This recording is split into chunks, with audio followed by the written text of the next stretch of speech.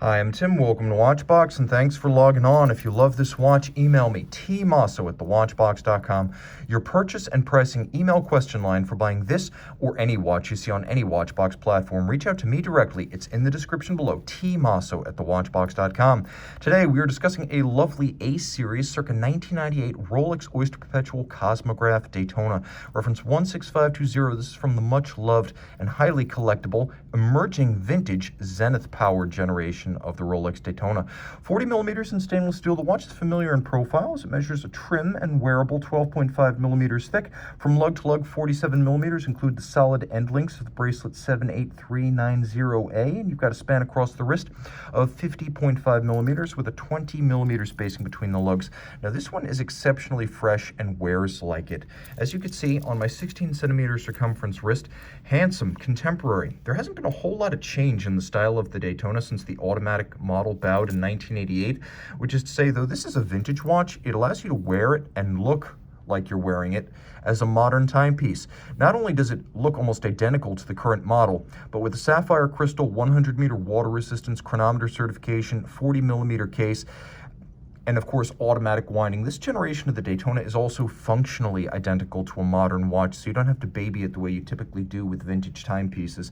It also has a Luminova dial, which means you don't have to worry about dead tritium if you do want to use your watch 24 hours a day. Now the timepiece is easy to wear, and I could recommend it for a wrist as small as 13.5 centimeters circumference, and you can really see how it wears well on a small wrist and easily fits underneath a cuff. Taking a look at the bracelet, I mentioned it is the 78390A, and it's in very good shape. Solid end links, you can see, as with all Daytonas of this era. The bracelet, which is an X series, has hollow center links, outstanding condition, and while there's a little bit of Rolex rattle inherent in it, it feels as solid as the day it was made, which is to say, it hasn't stretched perceptibly at all. Removable links are fixed by screws, as they always have been on Rolex bracelets, and of course a little bit more nostalgia here with the stamped Oyster clasp. You've got a clamshell lock, and then internally you have a couple of different divots, so you can use your strap tool to re-anchor the bracelet inside the clasp body. But you can see externally the embossed pseudo links, as well as the Rolex crown, still very, very crisp. This watch has all of its original metal of both bracelet and case, and you can really see that here as the break between the satin finished lug hoods and the case flanks remains razor sharp, and you can see that's true at all four corners. Condition here is outstanding, not just because there are no dents and there's no evidence of refinishing, but because the volumes are the same, the shapes are the same, and as you can see from head on, they are entirely intact. This has the appearance of a watch that has never been refinished.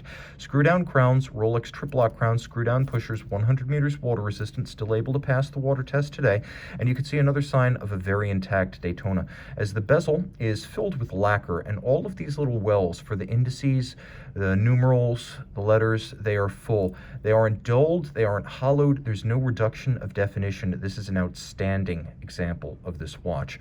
The dial is my favorite non-sodalite Zenith era Daytona. The combination of the big red Daytona script, the silver sub-registers, and the black lacquer base is scintillating. The hands, the crown, as well as the indices are white gold to resist tarnish and oxidation, and as mentioned, this is a correct factory Luminova dial from the year when Luminova was transitioning from tritium. Solid case back, Oyster case, again 100 meters water resistant, inside Zenith-based caliber 4030. It started life as a Zenith El Primero, and it was assembled and regulated in Zenith's special Rolex Daytona department in Laloc. But Rolex's engineering team made a lot of changes to this movement. First, they cut the beat rate down from 36,000 vibrations per hour to 28.8, so it would be more durable. Not that there were any issues with the El Primero, but Rolex has always been very conservative and cautious. Also, so more conventional lubricants could be used on the escapement. Still 31 joules. It still has a 52-hour power reserve with bidirectional winding. Rolex actually changed the winding system quite a bit to reduce its fragility and its sensitivity to careful maintenance. They made the winding system much more robust. Rolex also took the mobile stud index on the Zenith regulator and replaced it with a free-sprung stud holder and microstella adjustment nuts on Rolex's own balance. Moreover, whereas the standard El Primero was not certified as a chronometer, this one was adjusted in 5 positions and certified as a chronometer. And whereas the standard Zenith El Primero used a flat hairspring, Rolex upgraded this one to an overcoil so that the hairspring will beat concentrically and the watch will keep very even time in any orientation with respect to gravity. So it is a COSC certified, somewhat stepped down, highly customized Rolex version of Zenith El Primero.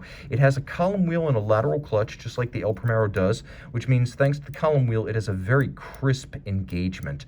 And I should also mention that the timepiece features a remarkable internal condition, as I've seen the movement in this one, and it looks as good as the case does externally. The only feature it really doesn't have that you'd find on a modern Daytona is hacking seconds, but then again, there are some prices to be paid for owning one of the most desirable vintage collectible watches of the 1990s, but precious few compromises with this one.